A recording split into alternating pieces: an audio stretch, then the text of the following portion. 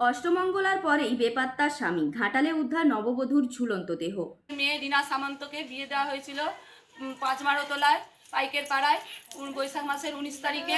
আজ শুক্রবার 1:30টার সময় তার সাথে লাস্ট কল।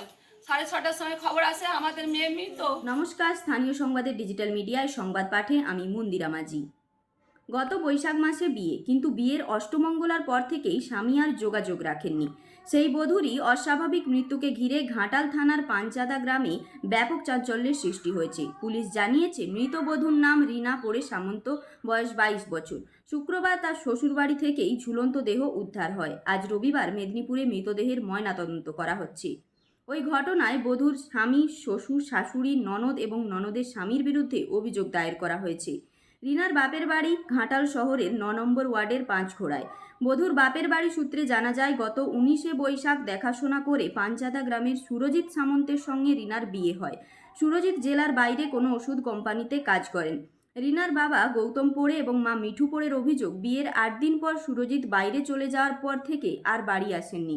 রিনার সঙ্গেও সেভাবে কোনো যোগাযোগ রাখেননি তিনি।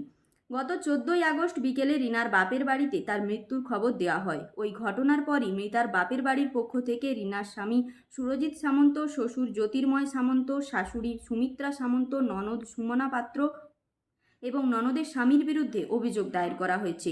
পুলিশ জানিয়েছে, রবিবার মেদিনীপুরে মৃতদেহের ময়নাতদন্ত করা হবে। এই ঘটনায় এখনও পর্যন্ত কাউকে গ্রেপ্তার করা হয়নি। এই নিয়ে মৃতের বাপের বাড়ির লোকেরা কি বলছেন শুনে নিন।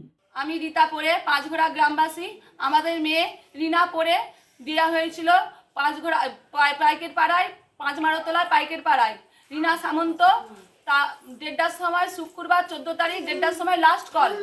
তারপরে 6:30টার সময় ফোন আসে আমাদের মেয়ে নাকি সুসাইড করেছে। কিন্তু যখন তাকে হাসপাতালে আনা হয়, আমরাও সেখানে গিয়ে পৌঁছাই। ডাক্তার প্রাথমিক চিকিৎসায় বলেছে সে সুসাইড করেনি, তাকে মারা হয়েছে, শ্বাসরোধ করে তাকে মেরেছে। এটা তার মা, সে তার মেয়ের সুবিচার চাইছে। আপনারা সেখানে যান এবং সকলে মিলে আমাদের এখানে আসুন এবং চেষ্টা করুন যেন তাড়াতাড়ি সবিচার হয়ে যায়। আজকে আমাদের মেয়ে গেছে, অন্য কারো মেয়েকে এরকম ভাবে হারাতে না হয় চাইছি, এটাই আমাদের বিচার। আমাদের মেয়ের যেমন সুবিচার পায়, সকলে আপনারা আমাদেরকে সাপোর্ট করুন, সবাই সকলকে শেয়ার করুন, যাতে আমরা ওই ছেলের মাকে বাবাকে সম্পূর্ণভাবে শাস্তি দিতে পারি। ঘাটাল মহকুমার সমস্ত খবরের আপডেট সঙ্গে সঙ্গে পেতে স্থানীয় সংবাদের সঙ্গে যুক্ত থাকুন। নমস্কার।